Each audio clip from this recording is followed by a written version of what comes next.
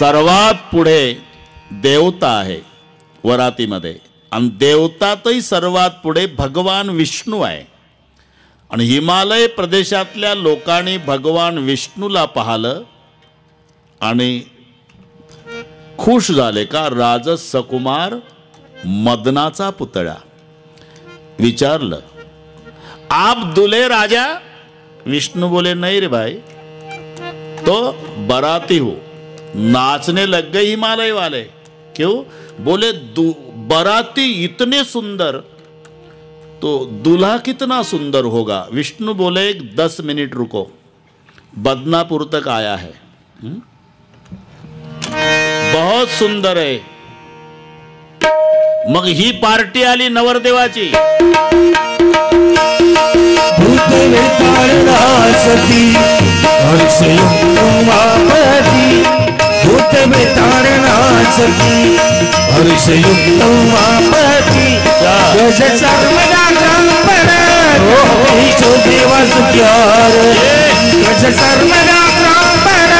कंठी शोभे वासुकिया हर्षयुक्त उमापती भूतेरे तारणागती हर्षयुक्त उमापती गज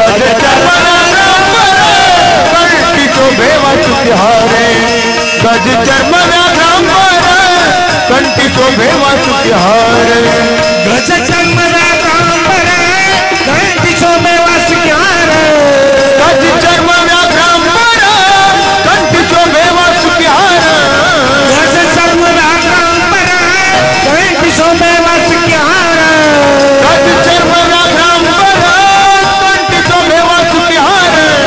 गज चर्मना कंठी शोभे वासुकिहारे गज चर्मना शोभे वासुकिहारे गज चर्मना कंठी शोभे वासुकिहारे गज चर्मना कंठी शोभे वासुकिहारे गज चर्मना कंठी शोभे वासुकिहारे गज चर्मना कंठी शोभे वासुकिहारे गज चर्मना कंठी शोभे वासुकिहारे गज चर्मना कंठी शोभे वासुकिहारे कंठी शोभे वासुकिहारे कंठी शोभे वासुकिहारे. जेव्हा नवरदेवाची पार्टी आली ना, सर्वात पुढं हिमालय प्रदेशातली लहान लेकरं होते. आणि त्यांनी नवरदेव न वरात पाहिल्यावर आपल्या आपल्या घरी गेले. पोरं पळत, डॅडी मम्मी दरवाजा बंद करो, अंदर से ताला भी लगा लो, बाहर मत जाओ. क्यों? ज्यादा पुण्य किया वो बचेगा. दूल्हा नहीं, यमराज आया गांव में. यमराज. घर घर बात अशी लरक न कही. लेकर खरं बोलतात. एका गावामध्ये जयप्रकाशजी एक नवरदेव आलता, 55 वर्षाचा नवरदेव, वय वर्षे 55. पण मोठ्याचा जावाई व्हायला आल्यामुळे मोठी माणसं गुळमट बोलायची. गावात राहायचं आहे, फार वय नाही रे, 50 न 5. दुसरा म्हातारा म्हणायचा, अरे 45 कमी आहे ना रे 100ला. पण लहान लेकराला संतोषराव काय घेणार, ते घोड्याच्या पुढं पोरण नवरदेवाकडे बोट दाखव, कैसा दुला आहे रे बुढा आहे रे बुढा. बुढा म्हटल्या बरोबर नवरदेव तलवार घेऊन उतरला खाली. पोरं सापडतात का? गेली तिथे उभी राहिली, टाळ्या वाजवल्या मुलाने, अरे बुढा नाही पागल भी आहे रे. नवरदेवाला वाटलं यांच्या नादी लागण्यात अर्थ नाही. पुन्हा बसला घोड्यावर, पुन्हा वाजवल्या टाळ्या, अरे पागल नहीं, इसको मिर्गी भी आती रे, कभी ऊपर जाता कभी नीचे आता रे. हे इथलं सांगतो. घर घर बात असी लरक न कही, मम्मी डॅडी बाहर मत जाओ, दुल्हा ने यमराज आया गाव में. आता सर्वात पुढे सासूबाई आहे. जावयाचं स्वागत करायला पार्वतीची मम्मी मैना, सोन्याची आरती, सोन्याच्या फुलवाती, सजवलेली आरती. आणि सासूनं आरती ओवाळायला सुरुवात केली. गळ्यापर्यंत आरतीचा हात आला आणि आरती सहित पडली सासू. सासू पडली खाली. महादेवाने विचारलं, शृंगी ह्या कोण? तुमच्या सासूबाई. काय झालं? पडल्या. उभ्या होत्या का? हे भलतंच नका लावू, हे आरतीचं सांग. का पडल्या? तुम्हाला घरी सांगितलं मालक सापाचं कामच काय, लग्नात चालला साप गळ्यात घालून. मग काय झालं? अहो त्या आरतीवर गळ्यातल्या सापानं फणा उगारला. मग सासूला वाटलं माझ्या जावयाच्या गळ्यात जिवंत साप, तर माझ्या लेकीचं काय खरं आहे, म्हणून घाबरून पडली सासू. अरे मला तर दया येते. का? सापाला काळ म्हणतात. जिचा जावाई रात्रंदिवस काळाला गळ्यात घालून फिरतो तिच्या लेकीच्या कुंकवाला धोका नसतो. तरी सासू का पडली? दुसरा भाव आहे. म्हणजे बरेच दिवस मैना मातेनं तयारी केली होती. माझा जावाई कैलासपती आहे, मी त्यांना सोन्याच्या आरतीनं ओवाळील. आणि जेव्हा आरतीचा हात गळ्यापर्यंत आला, सासूचं लक्ष डोक्यावर गेलं तर जावयाच्या डोक्यावर चंद्र दिसला. धक्का बसला. बापरे, जिथं माझ्या जावयाला साक्षात आकाशाचा चंद्र ओवाळतो तिथं माझी डालड्याची फुलवात काय कामाची. अरे लाजून पडली आरती. हा त्यातला दुसरा भाव आहे. आता सासूबाईला आत नेण्यात आलं. हे इतके जवळ आले आमदार साहेब. किती जवळ? शक्ती घरात न शिव दारात आले ना. शंकरजी दारात आहे नवरदेव होऊन, आणि पार्वती शक्ती घरात आहे. तरी दारातल्या शिवाचं घरातल्या शक्तीशी मिलन का नाही? उत्तर आहे अजून संत आलेले नाही. संत वेल्डिंगच्या कामावर असतात, एवढं लक्षात ठेवा. संत आल्याशिवाय शिवशक्तीचं मिलन नाही, तोपर्यंत अंतर आहे. आणि अख्ख्या हिमालय प्रदेशात एकच चर्चा, तो आला पाहिजे रे. कोण? तो चिपळ्यावाला शंडीवाला बुवा. त्यानं बघितला रे नवरदेव हा बैलवाला. नारदाची चर्चा. आणि एवढ्यात आवाज आला नारायण. ते अशाच वेळेला येतात. लोक म्हणले बाबा जाऊ नका वाड्यात, चहा सुद्धा मिळणार नाही तुम्हाला. काय नवरदेव बघितला बैलवाला. नारद जी म्हणाले सन्मान हुआ तो भी जाऊंगा, अपमान हुआ तो भी जाऊंगा, दुनिया मुझे साधु कहती है.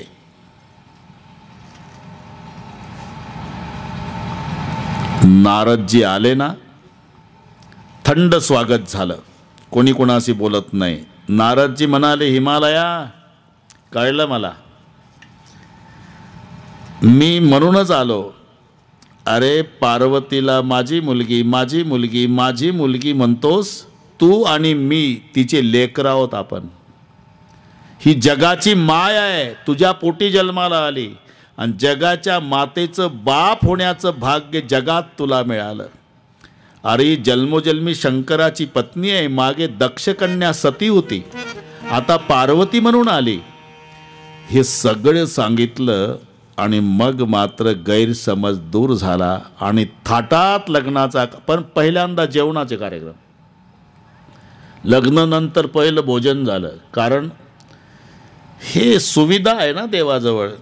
हिमालयाला वाटलं शेवटचं मंगलाष्टक झालं की किक मारतील गाड्याला, निघून जातील, स्वयंपाक जाईल वाया, पहिलं जेव घालावं. दुसरं एक कारण आहे, वरातीमध्ये भूत यांना पोटभर नाही खाऊ घातलं तर एकही लेकरू जिवंत ठेवत नाही वरातीतलं, म्हणून यांना पोटभर, म्हणून आधी जेवणाचा कार्यक्रम आधी, नंतर लग्नाचा. धर्म अर्थ काम मोक्ष 4 मंगल फेरे झाले.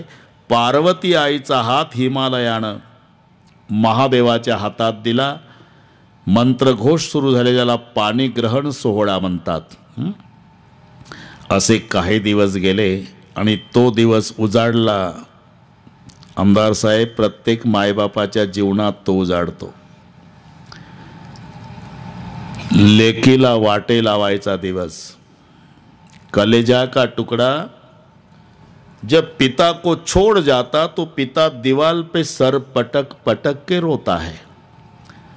एरवी पुरुष रडला तर नाव ठेवतात माणसं, बांगड्याभर.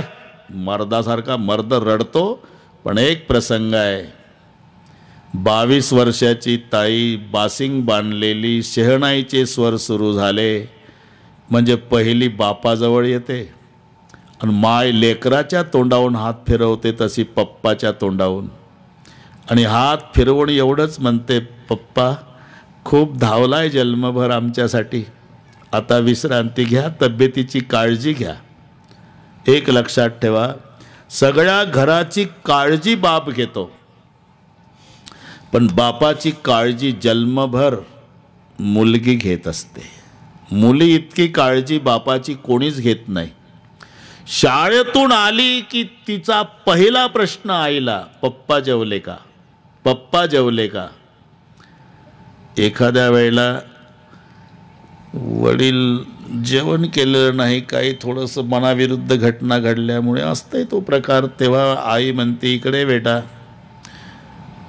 तुझे वडील सकाळीपासून जेवले नाही, तू घे जेवून. काय आई, घराचा करता, आमच्या सुखदुःखात सहभागी होणारा माझा जन्मदाता उपवासी आहे, मी नाही जेवणार.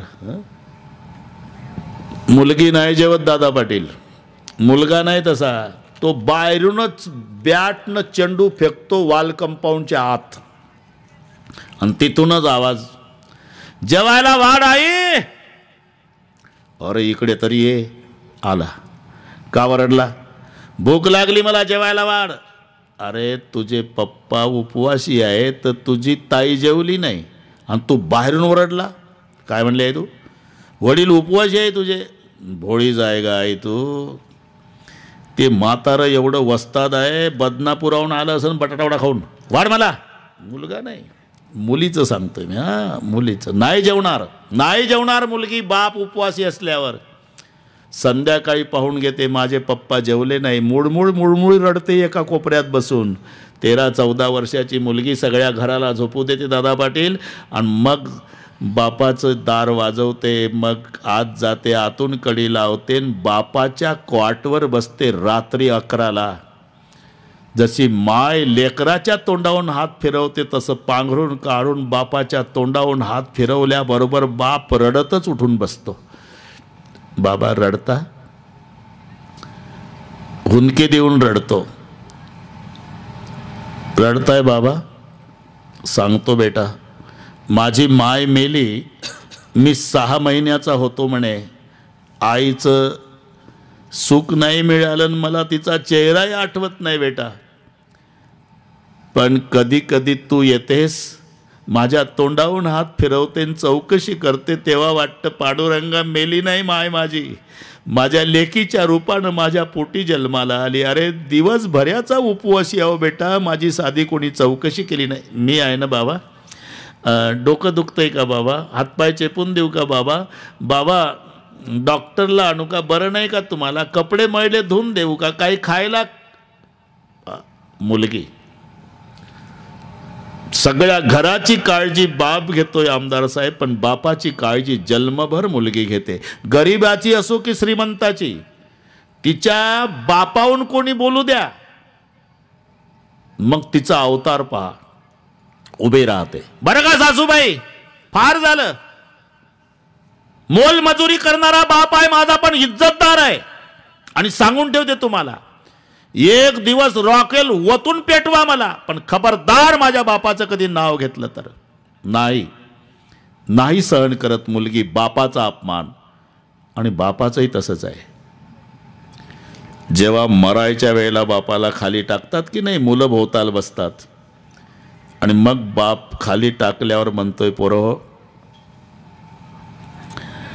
आज बोलतोय मनातलं, तुमचं चांगलं आहे रे, पण तुमची ताई सासरी खूप दुःखी आहे.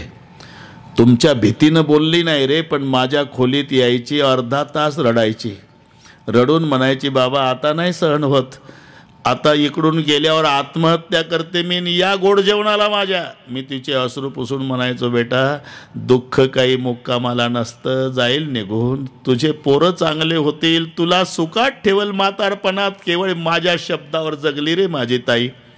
कोणीतरी जा, माझ्या ताईला आणा, तिच्यासोबत मला शेवटचं बोलू द्या, आणि मग मरू द्या.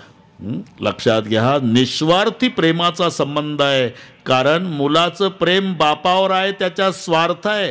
ते म्हणतं काही नाही, 10-5 वर्षे त्रास आहे, म्हातारा मेलो का, तिजोरी आपलीच आहे. मुलीला विचारा, ते म्हणतं काही नाही, 20-22 साल तक जिस घर को मैं मेरा मेरा करे मुझे मालूम है सब छोड़ के जाना पड़ेगा तो भी प्यार करती है. सामान्याचं जाऊ द्या, कण्वासारखा मुनी रडला. पती ऑफिसमधून आला, दुपारचा डबा वापस आणला, मोठ्या साहेबासोबत भांडण करून आला, लाल आहे रागानं. पत्नी दरवाजात उभी राहून म्हणली, घरात नंतर या, रॉकेल आणा. रॉकेल नाही आपल्या घरात. आता हे रॉकेल आणाल का दादा पाटील, का आगीत रॉकेल?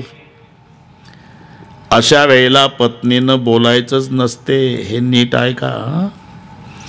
बराच वेळ थोडं शांत झालं की म्हणायचं असते, आंघोळ करता का हो? तर गरम झालं असते ना. काय थंड घेता का चहा, कॉफी, दूध काय खायला करून देऊ का? स्वयंपाक तयार आहे, ताटच वाढू. मग जेवायला बसतं. ते अर्ध्या जेवणात गार होतं, जेवण नाही तेच गार होतं जेवणारं. मग अर्ध्या जेवणापासून हळूच विषय सुरू करायचा असतो. मी म्हणत होते काय, मी म्हणत होते काय, मी म्हणत होते. तेवढं येतं का तुला? नाही, मी म्हणत होते आपल्या घरात रॉकेल नाही तर जेवण झाल्यावर आजच्या पुरतं अर्धा लिटर रॉकेल आणता का? कशाला अर्धा लिटर? स्वतःला हेलपाटे अख्खा डबाच आणतो ना. इतकं खुशीत येतं ते, पण त्याची पद्धत आहे. हे इथलं सांगतोय मी. आज शंकरजी प्रसन्न आहे.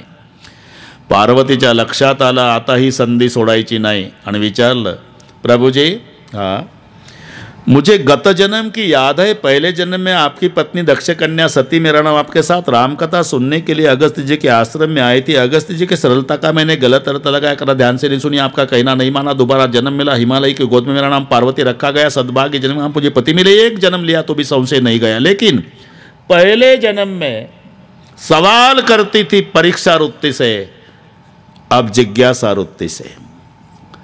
हे शब्द पहा, परीक्षा वृत्ती आणि जिज्ञासा वृत्ती. गुरुजी विद्यार्थ्यांना प्रश्न विचारतात का? आपण शिकवलेला विषय विद्यार्थ्यांच्या गळी किती उतरला हे बघण्यासाठी गुरुजी प्रश्न विद्यार्थ्याला विचारतात. याला म्हणतात परीक्षा वृत्ती. आणि काही समजलं आणि काही समजत नाही तेव्हा विद्यार्थी उभा राहून गुरुजीला प्रश्न विचारतो, ही जिज्ञासा वृत्ती. मराठी लक्षात घ्या. माता पार्वती म्हणाली, पहले जन्म में मैं सवाल करती थी परीक्षा वृत्ति से, अब जिज्ञासा वृत्ति से. पहले आपके साथ वाद करती थी जी, अब संवाद. वाद वेगळा आणि संवाद वेगळा. अश्विन अनेकामध्ये होतो त्याला वाद म्हणतात, दोघांमध्ये चालतो त्याला संवाद म्हणतात. हा ना. महाभारतात कौरव पांडवांचं बोलणं वाद आहे, कृष्ण अर्जुनाचं बोलणं हा संवाद आहे. वादात एका वेळी सगळेच बोलतात आणि संवादात एकाचं संपलं म्हणजे दुसरं बोलतंय. आता वारकरी मंडळीच्या लक्षात येईल, रूप पाहता लोचनी सुख झाले व साजणी, हा संवाद आहे साजणीसोबत. साजणी म्हणजे बुद्धिरूपी मैत्रीण, तिला माऊली म्हणतात. हे साजणी लोचनी रूप पाहता सुख झाले, याला अन्वयार्थ म्हणतात व्याकरणात. म्हणजे सरळ ठोकतोय, पद्यातलं गद्यात करणे. मजा पाहना म्हणताना रूप पाहता लोचनी सुख झाले व साजणी, पण हे साजणी लोचनी रूप पाहता सुख झाले म्हणून वाक्य तयार होतं. झाले क्रियापद शेवटी घ्या, साजणी संबोधन आधी घ्या. हे तृतीयेमध्ये येतं. करण तृतीयेत येतं. करण म्हणजे तो कर्ण नाही महाभारतातला. करण म्हणजे साधन. करण म्हणजे साधन. मग पाहण्याचं साधन डोळ्या, ऐकण्याचं साधन कान, चालण्याचं साधन पाय. त्याला कधीही तृतीयाच लागणार. मी जाहीर आव्हान करतो, व्याकरणात तृतीयाच लागणार करणला. मी पायाने चालतो, नेच लागला पाहिजे. डोळ्याने पाहतो, कानाने ऐकतो, नेयमसी हे प्रत्यय तृतीयेचे आहे. मग हे साजणी लोचनी रूप पाहता सुख झाले. वाक्य तयार झालं. मग साजणी म्हणाली कोणाचं रूप पाहिल्यावर सुख झालं. मग खालची लाईन वाचायची, तो हा विठ्ठल बरवा. आलं लक्षात? याला म्हणतात संवाद. एकाचं संपलं म्हणजे दुसरं बोलतं, हा संवाद आहे. एका वेळी सगळेच बोलतात, तो वाद आहे. काही निष्पन्नही असू शकत नाही. 3 सुबुद्धीर कथा समुद्र को आगून लागे माचे ताके कोता. हे 3 शहाणे समुद्राच्या काठाला गेले आणि झाला वाद सुरू करा. एवढा मोठा समुद्र उघड्यावर पडला लेकान जर पेटला तर. दुसरा म्हणला मूर्खा पाणी आहे ते पाणी पेटल कसं, पेटलेलं विझवतं ते. मलाही कळतं रे पण समजा. अरे पेटलं, हो समजा पेटलं, मग मासे कुठे जातील. दुसरा म्हणला इतकी अक्कल नाही का रे, समुद्र पेटल्याबरोबर सगळे मासे नारळ झाडावर जातील ना. तिसरा म्हणला दोघंही गाढवच दिसताय बा तुम्ही. का झाडावर मासे जातीलच कसे रे, का त्या गायी आहे का म्हशी. म्हणजे हे दोघापेक्षा वसतात. याला म्हणतात विनाकारणचा वाद, डोकेदुखी. त्या 2 महिला खिडकीवर भांडत होत्या रेल्वेत. बांध कर खिडकी. का गारठ सहन होत नाही मला. ही म्हणाली उकाडा सहन होत नाही मला. आता कसं मिटायचं एका खिडकीहून. खिडकी बंद कर, नाही करणार. बंद कर खिडकी, नाही करणार. तुझीच गाडी आहे का, तुझीच आहे का, तुझ्या बापाची, तुझ्या बापाची. मी फुकट बसली का, मी फुकट. 3 स्टेशन. 4थ्या स्टेशनला थांबली गाडी. भराभरा प्रवासी. पोलीस पळत आले. काय डोकं उठवलं दोघीनं. का भांडा मावशी, गारठ सहन होत नाही खिडकी लाव म्हणते हो साहेब. तुमचं काय म्हणणं आहे. उकाडा सहन होत नाही उघडते साहेब. तिथं कॉलेज कुमार होता. बऱ्याच 1 तासापासून गंमत बघतो. इकडे या पोलीसला म्हणला, इकडे या. काय दोघीच्याही नादी लागू नका तुम्ही, विनाकारणचं आहे का. खिडकी बघा ना साहेब. आणि पोलीस जेव्हा आमदार साहेब खिडकी जवळ आला तर खिडकीला काचच नाही. मी म्हणतो उघडी ठेवली काय बंद केली काय फरक पडतो. 1 तास डोकेदुखी विनाकारण. इथे माता पार्वती म्हणाल्या पहले जन्म में आपके साथ वाद करती थी, अब संवाद करती हूँ. हाँ पूछो ना देवी, आप कहते थे राम ब्रह्म है. हाँ अभी भी कहता हो. तो उस राजकुमार के बचपन की कथा कहो. यद्यपि संस्कार की, वन गमन की, सीता हरण की, जटायु मरण की, दशरथ मरण की, सेतु बंधन की, रावण वध की, रासतिलक की कथा कहो. आपको अनुकूल लगे तो भगवान सुदाम कैसे गए वो भी कहो. भक्ति ज्ञान वैराग्य के बारे में कहो. और पूछने में मेरी गलती हो गई तो वो भी कहो. शिव जी हंसने लगे, भवानी तूने तो सवाल करते करते करते करते मुझे पूरा रामायण बता दिया है. मैं जरूर कथा सुनाऊंगा देवी, लेकिन आज तो 10 बजने को 7 मिनट कम है ना, तो कल शाम 7 बजे आना. आज की कथा यहाँ विश्राम लेती है. हाँ उद्या, आज पहिला दिवस आहे, उद्या राम जन्माची कथा करायची आहे. इथे सोमनाथजी, इथे पाळणा लागेल आपल्याला. तुम्ही नुसतं सांगा जयप्रकाशजी सोन्याचा सुद्धा आणतील पाळणा. फक्त सांगायचं स्टँडवरचा.